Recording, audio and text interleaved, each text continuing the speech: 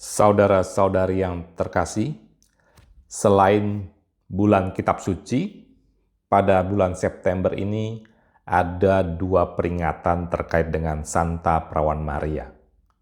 Yang pertama adalah tanggal 8 September, yaitu Pesta Kelahiran Santa Perawan Maria. Lalu yang kedua adalah tanggal 15 September, yaitu peringatan Santa Maria Berduka Cita. Pada peringatan Santa Maria Berduka Cita ini, kita akan teringat pada satu devosi yang mungkin sekarang sudah tidak banyak orang yang mempraktekkannya, yaitu devosi kepada Mother Dolorosa atau Bunda yang berduka cita. Di dalam kasana spiritualitas Gereja Katolik, devosi kepada Mother Dolorosa atau Bunda yang berduka cita menempati posisi yang unik dan mendalam. Devosi kepada 7 duka cita Maria muncul pada abad ke-12 dan ke-13. Pada abad pertengahan ini terjadi pergeseran dari spiritualitas gereja perdana yang seringkali menekankan citra Kristus Victor atau Kristus Sang Pemenang yang jaya ke arah Kristus Patience, Kristus yang menderita. Ini mempengaruhi spiritualitas umat Katolik pada masanya. Sebuah ordo religius lahir dan menjadi penyebar utama devosi ini, yaitu pada tahun 1233 di Florence, Italia. Ordo ini lahir didirikan oleh 7 orang saudagar kain yang kaya raya, yang meninggalkan profesi dan keluarga mereka untuk menjalani kehidupan pertobatan, komunitas, dan pelayanan. Kelompok ini kemudian dikenal sebagai Ordo Hamba-Hamba Maria atau Servite. Ordo religius inilah yang menjadi penyebar utama devosi 7 duka cita Maria. Siapa saja ketujuh orang tersebut?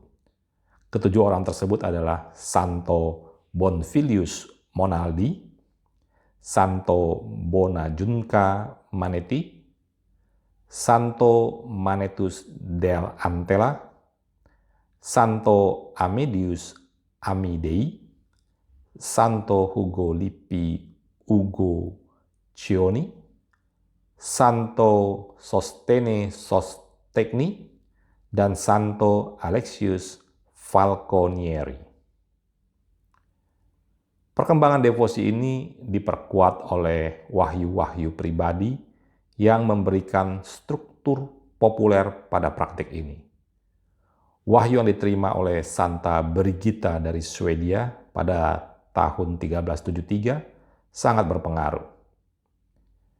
Ia melaporkan bahwa Bunda Maria menjanjikan 7 rahmat khusus bagi jiwa-jiwa yang menghormatinya dengan mendoakan 7 kali salam Maria setiap hari sambil merenungkan air mata dan duka citanya. Janji-janji ini memberikan insentif spiritual yang kuat bagi umat awam untuk mengadopsi devosi ini. Apa saja 7 rahmat yang dijanjikan oleh Bunda Maria kepada para pendoa devosi menurut Santa Brigitta ini? Yang pertama, aku akan menganugerahkan damai dalam keluarga mereka. Kedua, mereka akan mendapatkan pencerahan mengenai misteri-misteri ilahi. Yang ketiga, aku akan menghibur mereka dalam kesesakan dan akan menyertai mereka dalam karya mereka. Yang keempat, aku akan memberikan apapun yang mereka minta sepanjang tidak bertentangan dengan kehendak Putra Ilahiku atau menodai kekudusan jiwa-jiwa mereka. Yang kelima, aku akan membela mereka dalam pertempuran rohani melawan musuh mereka, dan aku akan melindungi mereka di setiap saat hidup mereka.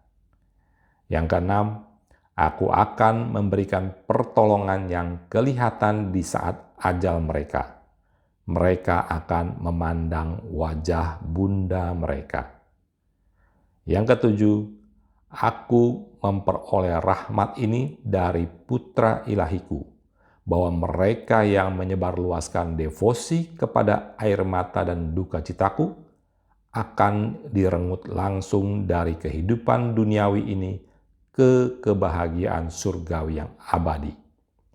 Sebab segala dosa mereka telah diampuni, dan putraku serta aku akan menjadi penghiburan dan sukacita abadi mereka.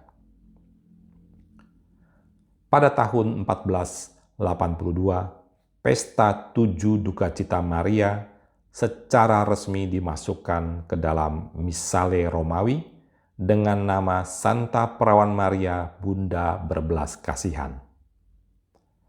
Namun, pesta untuk menghormati 7 duka cita Maria baru secara resmi dilembagakan pada tahun 1668. Pada awalnya ditetapkan pada hari Minggu setelah Pesta Salib Suci, 14 September. Kemudian, pada tahun 1814, Paus Pius ke-7 memasukkannya ke dalam kalender Romawi sebagai bentuk syukur atas pembebasannya dari tahanan Napoleon. Akhirnya, Paus Pius X pada awal abad ke-20 menetapkan tanggal 15 September sebagai peringatan wajib Santa Perawan Maria yang berduka cita, sehari setelah Pesta Salib Suci. Kedekatan kedua perayaan ini secara simbolis menunjukkan betapa eratnya hubungan penderitaan Maria dengan pengorbanan Yesus di kayu salib. Praktik devosi ini memiliki beberapa bentuk utama yang telah berkembang selama berabad-abad.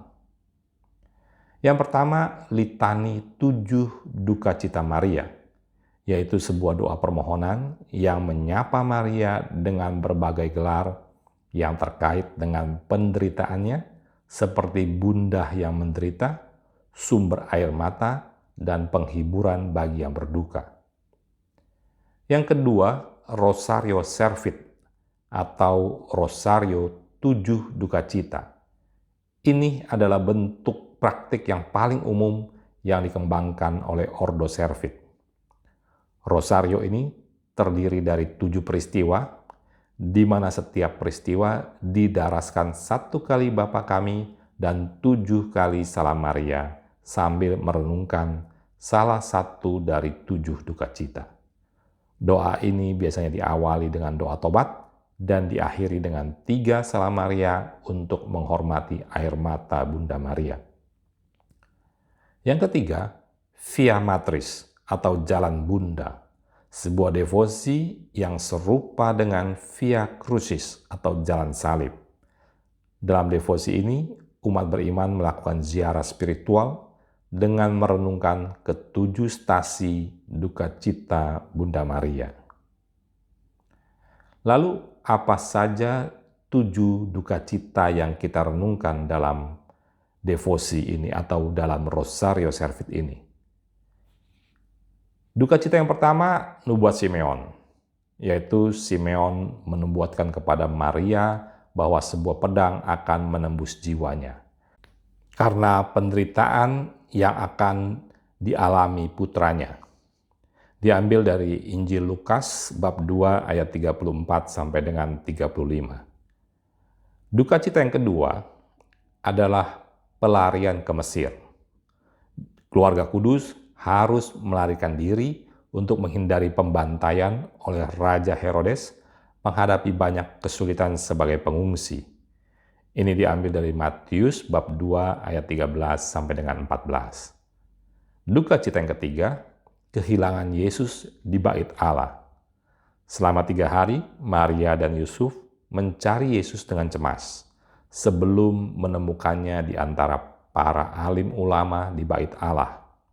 Ini diambil dari Lukas bab 2 ayat 43 sampai dengan 45. Yang keempat, Maria bertemu Yesus di jalan salib. Maria bertemu dengan putranya yang sedang memanggul salib dalam perjalanan menuju Kalvari, berbagi dalam penderitaannya. Ini diambil dari tradisi jalan salib. Duka cita yang kelima, penyaliban dan wafat Yesus. Maria berdiri di kaki salib, menyaksikan sengsara dan wafat putranya yang terkasih. Diambil dari Yohanes bab 19 ayat 25 sampai dengan 27. Duka cita yang keenam, jenazah Yesus diturunkan dari salib. Maria memangku jenazah putranya yang tak bernyawa, sebuah momen yang dikenal sebagai pieta berdasarkan tradisi. Duka cita yang ketujuh, pemakaman Yesus. Maria mengiringi jenazah putranya ke makam, merasakan pedihnya perpisahan saat batu kubur ditutup. Berdasarkan Yohanes bab 19 ayat 39 sampai dengan 42. Itulah ketujuh duka cita yang direnungkan dalam devosi 7 duka cita Maria ini. Devosi ini belakangan mengalami penurunan dalam praktiknya.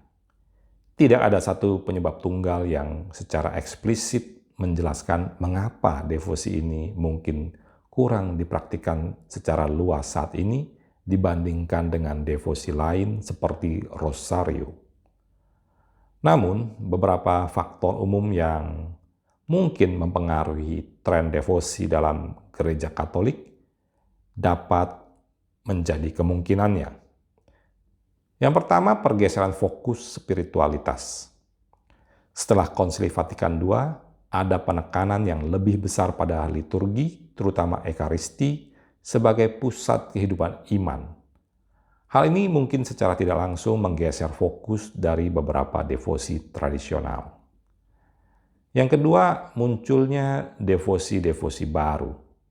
Gereja terus berkembang dan seiring waktu, muncul devosi-devosi baru yang mungkin lebih menarik bagi sebagian umat. Yang ketiga, kurangnya sosialisasi. Di beberapa tempat, devosi ini mungkin kurang diperkenalkan dan diajarkan kepada generasi muda, sehingga popularitasnya menurun secara alami. Meskipun demikian, devosi 7 duka cita Maria masih tetap hidup dan dipraktikkan oleh cukup banyak umat Katolik di seluruh dunia. Devosi 7 duka cita tidak pernah padam. Para penjaga dan promotor utamanya yang paling konsisten hingga hari ini adalah Ordo Hamba-Hamba Maria atau Servit. Keluarga Servit yang luas ini terus menghidupi karisma devosi kepada Mater Dolorosa melalui berbagai cabang. Seperti para bruder, imam, dan biarawan, mereka terus berkarya di paroki-paroki dan tempat-tempat ziarah yang didedikasikan untuk Bunda Duka Cita, serta menyebarkan devosi ini melalui khotbah dan pelayanan mereka. Juga para suster kontemplatif. Mereka menghayati devosi ini melalui kehidupan doa dan silih yang tersembunyi. Ada juga kongregasi suster-suster aktif. Mereka mewujudkan belas kasih Maria melalui berbagai karya kerasulan seperti pendidikan dan pelayanan kesehatan. Lalu ada juga ordo sekuler dari Servit.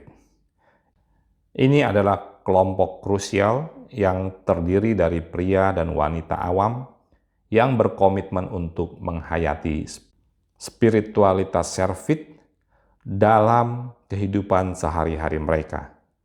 Keberadaan mereka memastikan bahwa devosi ini tidak terbatas pada kaum religius, melainkan tetap hidup di tengah dunia.